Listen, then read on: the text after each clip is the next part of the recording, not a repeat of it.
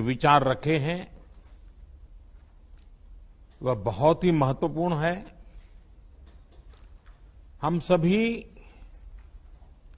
देश की सीमाओं की रक्षा में दिन रात लगे हमारे वीर जवानों के साथ चट्टान की तरह खड़े हैं। उनकी वीरता, उनके कौशल, उनकी सूझबूझ पर देश अटूट विश्वास रखता है। इस सर्वदलीय बैठक के माध्यम से मैं शहीदों के परिवारों को भी ये विश्वास दिलाता हूं कि पूरा देश उनके साथ है, पूरा देश उन्हें नमन करता है। साथियों, पूर्वी लद्दाख में जो हुआ उसको लेकर आपने रक्षा मंत्री जी और विदेश मंत्री जी को सुना भी और प्रेजेंटेशन को भी देखा। न वहां कोई हमारी सीमा में घुस आया है, न ही कोई घुसा हुआ है, न ही हमारी कोई पोस्ट किसी दूसरे के कब्जे में है। लद्दाख में हमारे 20 जाबाज शहीद हुए, लेकिन जिन्होंने भारत माता की तरफ आंख उठाकर देखा था, उन्हें वो सबक सिखा कर गए हैं। उनका ये शौर्य, ये बलिदान हमेशा हर भारतीय के मन में अमिट रहेगा। साथियों, निश्चित तौर पर चीन द्वारा एलएसी पर जो किया गया है उससे पूरा देश आहत है, आक्रोशित है। ये भावना हमारी इस चर्चा के दौरान भी आप सबके माध्यम से बार बार प्रकट हुई है। मैं आपको भी आश्वस्त कर रहा हूं कि हमारी सेना देश की रक्षा के लिए कोई कसर नहीं छोड़ रही है। डिप्लॉयमेंट हो, एक्शन हो, काउंटर एक्शन हो, जल थल नभ में हमारी सेनाओं को देश की रक्षा के लिए जो करना है वो कर रही है। आज हमारे पास ये कैपेबिलिटी है कि कोई भी हमारी एक इंच जमीन की तरफ आंख उठाकर भी नहीं देख सकता।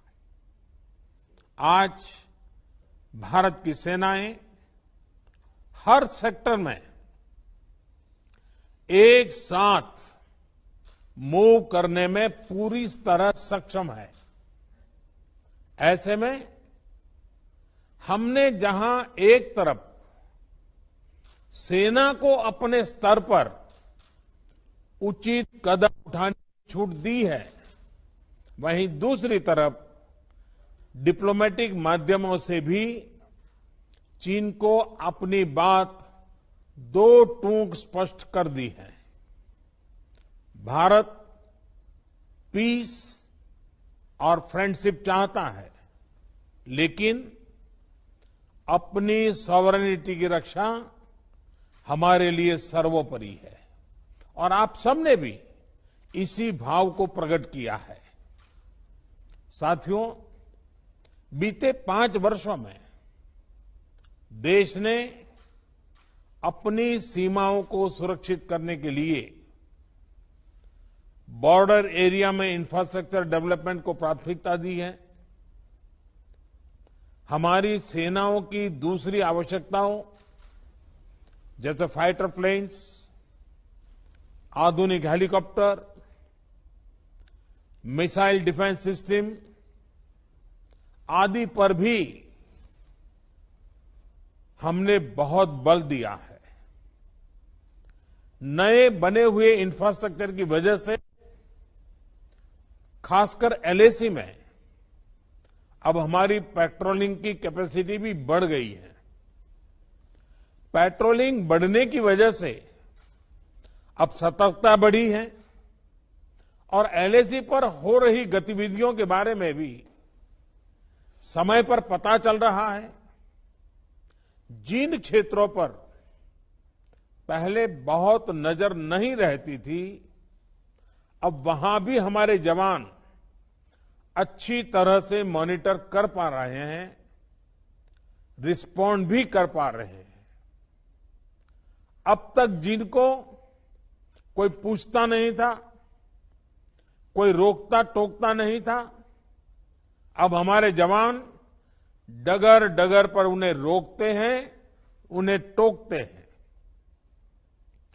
बेहतर हो रहे इंफ्रास्ट्रक्चर से एक मदद ये भी मिली है कि हमारे जवान जो उस कठिन परिस्थिति में वहां तैनात रहते हैं, उन्हें साजो सामान पहुंचाने में आसानी हुई है। साथियों, राष्ट्रहित, देशवासियों का हित हमेशा हम सभी की सर्वोच्च प्राथमिकता रही है। चाहे ट्रेड हो, कनेक्टिविटी हो, काउंटर टेररिज्म हो, भारत ने कभी किसी बाहरी दबाव को स्वीकार नहीं किया है। राष्ट्रीय सुरक्षा के लिए जो भी जरूरी कार्य है, जो भी जरूरी इंफ्रास्ट्रक्चर का निर्माण है, उसे इसी तरह तेज गति से आगे भी किया जाता रहेगा। मैं आप सभी को, सभी राजनीतिक दलों को फिर से आश्वस्त करता हूं कि हमारी सेनाएं सीमाओं की रक्षा करने में पूरी तरह सक्षम है। हमने उन्हें यथोचित कार्रवाई के लिए पूरी छूट दी हुई है। आप सभी ने इस बैठक के लिए अपना समय दिया, अपने मूल्यवान सुझाव दिए। इसके लिए मैं सभी दलों का, आप सभी नेतृत्वगण का हृदय से बहुत बहुत आभार व्यक्त करता हूं और आपके सुझाव आगे की रणनीति में बहुत लाभकर्ता होंगे, ये मुझे पूरा विश्वास है। मैं फिर एक बार इस एकता का संदेश देने में आप जो बढ़ चढ़ करके आगे आए हैं, वे सेना का मोरल तो बढ़ाएगा, देश के लोगों की हिम्मत बढ़ाएगा, लेकिन दुनिया को भी जो संदेश जाना चाहिए वो पहुंचेगा।